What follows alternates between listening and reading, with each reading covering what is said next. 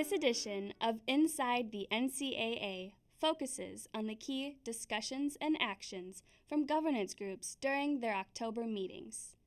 Phil DeStefano, co-chair of the Values-Based Revenue Distribution Working Group and chancellor at Colorado, and Eric Kaler, chair of the Division I Board of Directors and president at Minnesota, detail the new value-based revenue distribution made possible by the recently extended media rights contract with CBS and Turner.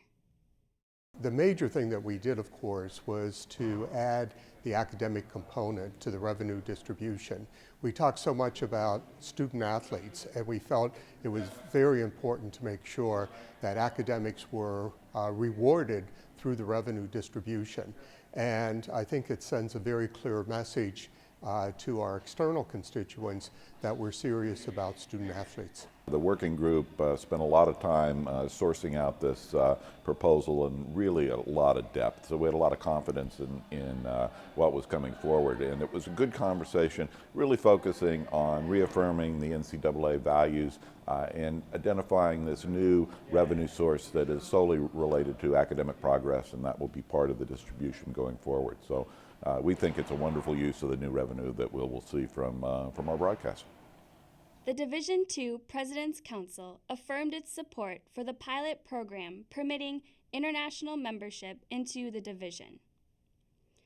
Alan Curitin, chair of the Division III President's Council and president at Northwestern St. Paul, explains the council's position on a graduate transfer proposal in Division III.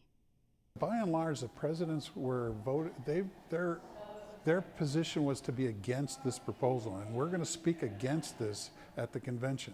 And so it was a unanimous vote by the President's Council that we would speak in opposition to this because we want to protect that primary 4-year experience for the student. And in our view, we were looking at it from the student's perspective in protecting their experience and their time on our campuses. For more information on these stories and how the NCAA is supporting student-athlete success, visit ncaa.org.